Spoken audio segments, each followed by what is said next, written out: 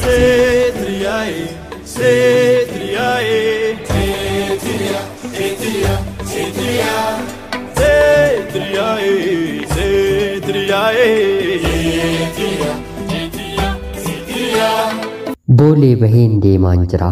Osoo adeemeen fagaatiin namoota karaarra dhaabbatan isaan tokko waliin arga. Fuuldura kootti yoon achi ilaalu walitti maramanii nama tokko moo nama lama ta'uu isaaniitu adda baasuuf ija annisa addaa na gaafataa jirti. Haalli isaan keessa jiran anaan raajuu qofaa osoo nafiin hibboo deebii dhabe natti ta'aa jirti. Namoota osoo lubbuun jiranii yeroof adda fagaatanii eegasii wal arganii osoo hin taane waan du'anii qabriirraa eegaa galanii wal argan fakkaatu. Fuula isaaniirraa gammachuun gaddaa wal makaa taate ni mul'atu. Waan walitti boo'us ni fakkaatu. Fuula keessa wal ilaalaa deebi'aniis walitti maramu. Ammas adda jedhanii xiqqoo ija keessa erga wal ilaalanii booda lanqas jedhanii walitti maramu. Isaan kun tokko dhalaa yoo ta'u inni kaan immoo dhiira. Ajaa'iba! Ani uumama kiyyaatiin waan haaraa tokko argeen osoo waansaa hin hubatiin adda hin baafatiin biran darbu. Waansaa adda baafachuuf jecha suutuma deemeen isaanitti hiiqe. Nagaa gaafadhu, hin gaafadhu, gaafadhu, hin gaafadhu jedhaa osooman sammuu kootiin wal mormuu. Inni dhiiraa sun maali yaa obboleessa koo maal taate? Eguma qaata silaalaan jira. Maali rakkoo jira moo? Jechuu yeroo na gaafatu afaan koo na hidhamee waan deebisu wallaalee mataa hooqqachaa miila kiyyaa otuman lafatti riguu. Dargaggeessi nam sadii takkaa wal ari'aa nutti dhufani.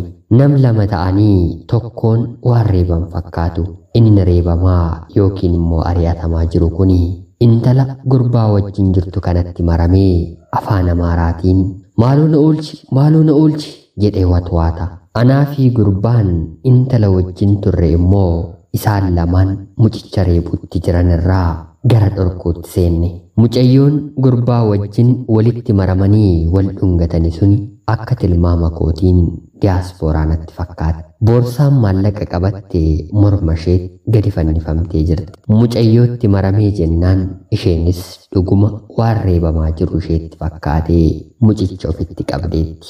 Inni kanuma keessa boorsaa ishee maqasiin irraa kutuun fuudhee baqachuutti seene.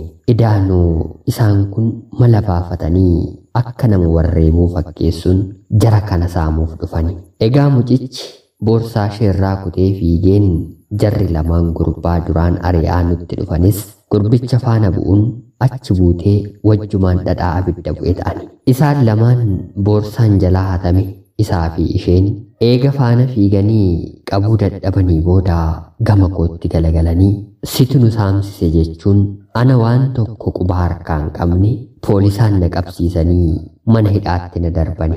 Yakkaan naatiin qabamee mana hidhaa seensifamuu kiyya.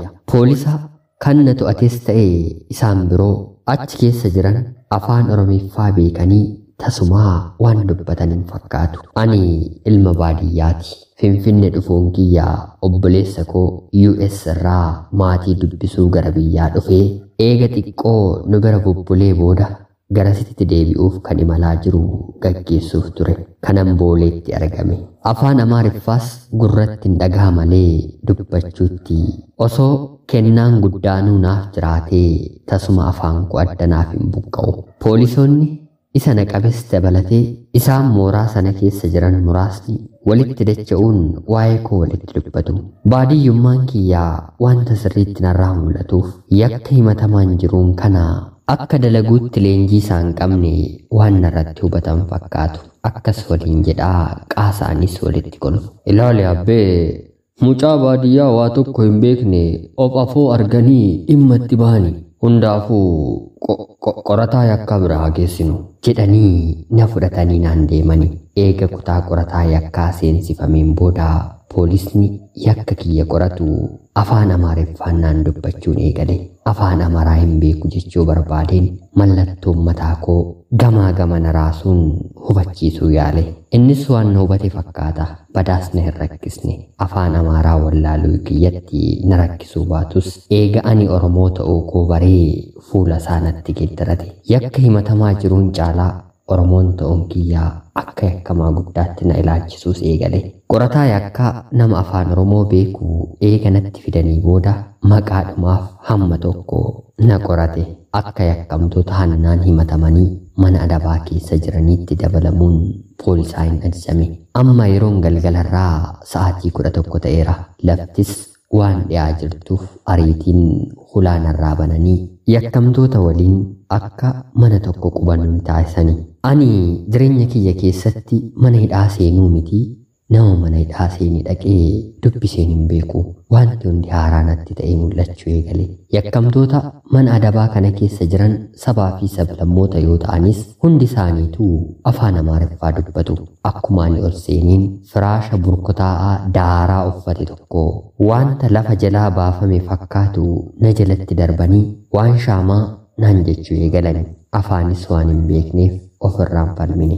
Gamni bakka hin galletti loluu jedhama mitiire dafii waan isaan jedhan darbadhuutii gadi taa'e ofiin jedhe. Harka koo gipha yookiin immoo kiisa kiyya keessa seensiseen qarshii 50 baaseen kenneef. Seetriyaa'ee seetriyaa'ee seetriyaa seetriyaa seetriyaa seetriyaa'ee seetriyaa'ee seetriyaa.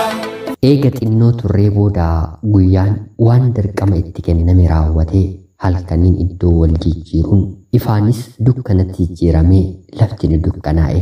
Sana booda firaashanaaf kennan kanarra hirkachuuf hoggaan jedhu bookee tukaanii injiraanii fi tafkii duula qindaa'an irratti gaggeessuu eegalani.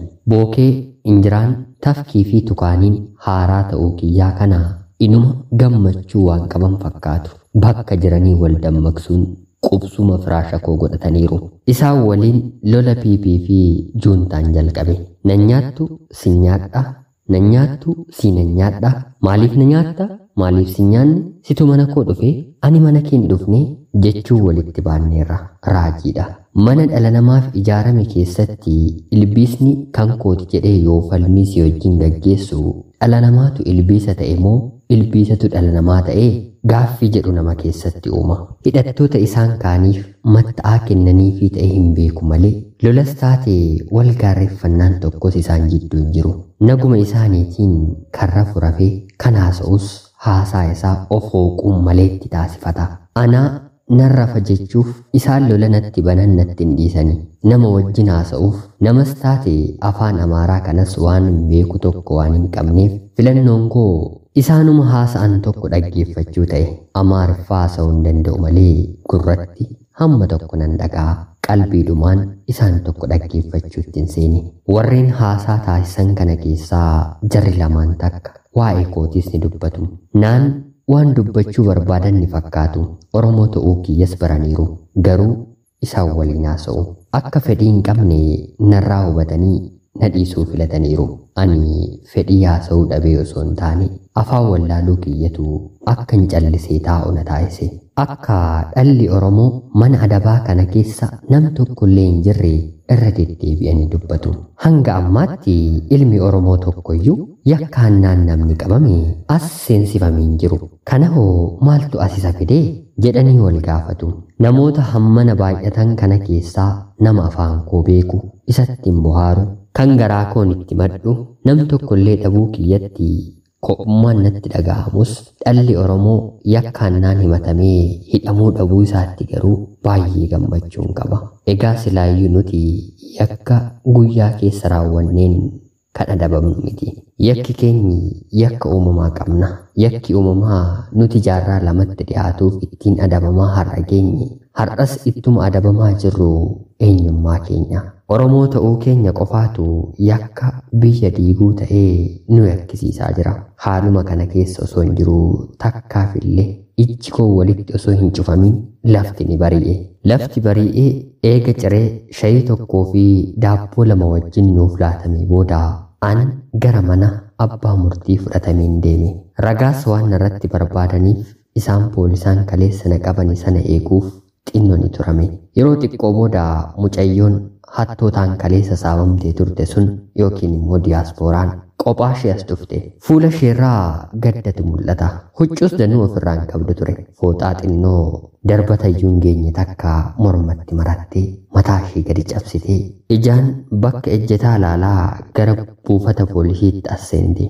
Manni murtii isaan kaleessa na qabsiisan sana kan eegaa tureef iyyataa fi ragaas irraa fudhachuuf ture. Eega isheen mooraa keessa galtee booda anaaf ishee gara mana murtiitti fudhatanii isheen himannaa narratti banuu fi ragaas narratti barbaaduu waan dandeessu fakkaatu onneen ishee baay'ee cabee waan jiruuf gadda lama keessa seentee yaadaan kuraaraa jirti. Gaddi tokko hattuudhaan kaleessa dafqa ishee dhabuu yoo ta'u inni biraa immoo kan nama gaddisiisu har'a jaalallee isheetu of biraa dhabuu isheeti. Akkuma ta'ettuu himannaa ishee narratti banuuf abbaa murticha fuulduraa qucu jettee teesse. Hidhiin ishee kaleessaa timaatima diimate fakkaatu sun har'aa dinnicha ammuma dachee keessaa bahe fakkaateera. Fuulli ishee kaleessa akka waraqaatti addaatu sun jijjiirameera. Filannoo biraan qabdu waan ta'eef himannaa ishee gara abbaa murtiitti dhiyeeffachuus jalqabde. Taatee kaleessa ishee mudate hunda fuuldura abbaa murtiitti lafa keesse. Himannaa isheen qofti gahaa waan hin turreef manni murtichaa ragaa qaama biroo akka irratti barbaaddattu himaniiruuf isheen namas taate lafa magaalaa Finfinnee kanarraa waan beektu tokko iyyuu hin qabdu. Namni isheen beektu jaalallee ishee kana qofaa ture. Amma kaa isayyoo biraa dhabuu isheeti. Ani yakka hannaatiin himatamaa ta'us yakka kana tasuma akka raawwanne gita of amanuuf abdii ofiif illaadha. Ofii koo akka nama yakka raawwateetti himatamaa jiru caalaa isheen rakkoo meeqarratti wal geesse tanaaf yaadda'uun eegale. Ani uumama kiyyaatti dhala namaa rakkatu callisee ilaaluu hin danda'u. Keessaafuu dhala Oromoo. Dhala Oromoo keessaallee isheen durba rakkattu mar'ummaan koo na waadha. Eegan xiqqoo gaddee booda daqiiqaa muraasa heeyyama akka nuuf laataniif kadhee rakkoo mucayyoo kana mudataa jiru gadi fageenyaaf hubachuun murteesse. Ishee waameen bakka qophaa takkaatti waliin haasaa taasisuu jalqabne. Jalqaba irratti maqaa isheen gaafadhe. Akkas jechuun imimmaan coobsaa huhhudhamaa naan dubbachuu eegalte. Maqaan koo Gaaddisee Ayyaanaa jedhama. Bakki dhaloota koo lixa Oromiyaa Gimbiidha. Waggaa dheeraa biyya Arabaa jiraachaan ture. Akkuma nama kamiyyuu karaa sooshaal miidiyaan naman tokko waliin bare. Inni Oromoo jiddu galeessa kanaati. Maqaansaas Daani'el Raggaasaa jedhama. Eega qilleensarraan yeroo dheeraa wajjin jiraannee booda gara biyyaatti akkan galu waliin waliif galle. Wanta hin qabu hundumaa walitti qabadheen sassaabbadheen maallaqa of harkaa qabus walitti qabachuun kaleessa buufata xiyyaaraa booleen bu'e. Anas ta'e inni qaamaan guyyaa takkas wal agarree hin beeknu. Nuyi wal agarree walitti maramneen quufiiniitii akkuma atuu agarte sana kan maallaqni koo fudhatame. Kaleessa eega si'ii poolisiin qabsiifnee achirraa deemnee lafti halkanaa'ee jennaan mana siree tokko Daani'el jaalallee koo wajjin qabannee bulle. Ganama akkuma lafti bariiteen garanatti imaluuf jennee meeshaa koo guddaa waan ta'eef ittiin deemuun nutti toluu dhabnaan bakka tokko geesseen deebi'a jedhee na biraa deeme. Siim kaardii biyya keenyaa waan hin qabneef bilbilee hubachuu hin dandeenye. Bilbila namaatiinis yoo irratti yaalu bilbilli isaa cufaa jedha. Hoteela siree qabannee bullee afoo ta'ee eegee dhufuusaa dhabeetiin bakka kana tarii ni dhufa laata jedheen gara kanaatti gore. As hoggaan dhufus bakka kana hin jiru. Amma kunoo maallaqa meeshaa kootii nama tokkichan beekus of biraa dhabeen jira. Akka muka damee fi baala hin qabnee qobaatti hafeera. Harka koolla bilbila kana qofaatu jira. Waan tokko hin qabu. Jettee moobaayila ishee natti argisiiste. Jabaadhu jedheen jajjabeessuuf nan yaale. Haa ta'utii garuu isheen irra deddeebitee hammeenya irratti dalagame kana of keessa deddeebisaa gaabbiin quba of nyaata. Daanii koo suma tokkas na godhee dhuguma. Ani siif jecha maatii koon adda citee nama kaayyoo hin qabne siif jecha fakkaadhee gorsa hiriyoota koo gurrarraa cufadhee si amanee jaalala qeequ qofaaf waa hunda koo laadhee ati garuu maallaqa koo kanattuun saamame si haachisee naaf barbaaduun hafeetu atumtuu deebitee meeshaa kootis fudhattee karaa maqxee osoon ilmoo dhala namaarraa akka addaatti si ilaalu osoo akka ilmoo dhabaan argametti jaalalaan si kunuunfadhu bineensa bosonaa natti taate bineensi bosonaatu bineensa akka ofii waliin walitti gurmuu ta'ee diina ofirraa faccisa malee deebi'ee ofii isaatii waliin cimiin ani homaa siiniin jedhu waaqti qofaa waan hojii keessiif haalaadha jettee imimmaan akka rooba birraa kan sagalee hin qabne maddii isheerraan gadi dhangalaasaa harka lamaaniin mataa ishee qabatte akka nama maraatu wayis ta'a natti dubbatte. Gaaddisee maaloo akkanan ta'in wanta hoddaa kan dursu lubbuudha. Ati xunnaatu lubbuun jirta. Fayyaa guutus qabda. Gochi sirratti raawwatame qalbii akka nama cabsu nan beeka. Ta'uyyuu wanti ta'ame ta'ameera. Of dhibbistee ammaa booda gaabbiidhaan wanti ati of duuba deebistu tokko iyyuu hin jiru. Miidhamni kee hammam si yaachisus kan darbe dhiistee kan fuulduraaf mala dhawatuutu sirra jiraata. Ani silaa si gargaaruu nan danda'an ture. Osoo ani qomoon kee cinaa kee jiru tasuma gonkumaayyuu rakkadha. Garuu maalan godha. Ofii kiyyaa'uu cubbuun hidhame kunoo mooraa adabaa keessan jira. Wanti ani guddaan siif qoodu jiraadhu baatus akka gara mana maatii keetti galtu nan taasisa. Hodhu kana qabadhu jechuun qarshii 1,000 kiisii kiyya keessaa baasee laadheef. Hanga kanaatti si fayyaduu baatus gaaf tokko si fayyadittiin jedhees qubeelaa quba koorra jiru kan warqeerraa hojjetamte isa obboleessi koo Ameerikaarraa akka kennaatti doolaara 1,500 fidee ofirraa baaseen shaanacha ishee qabee ofitti as dhiyeesseen harka ishee keessa buuse. Ani kanan kana godhaafii jiru qabaadhee osoo hin taane ofii koo rakkadhee hamma danda'ame ishee rakkoo oolchuuf ture. Harka ishee lamaaniin maddii qabachaa ija ishee naaraan haguugdee imimmaan cololiisaa. Kana hunda naaf laattee atoo mana hidhaa keessa jirtaa maaltu siif hafaa? Anaan jette.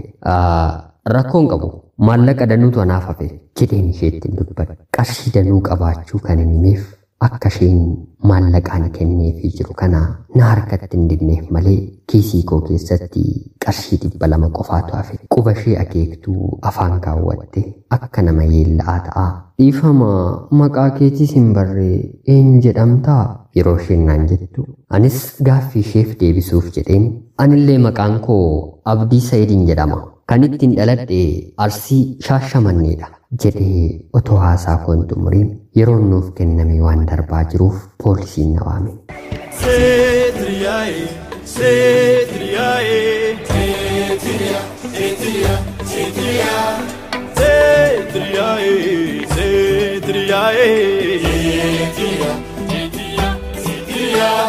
Kutaa lammaffaan itti fufaa asoosama hidda Oromummaa barreessaan Abdii Sa'iid.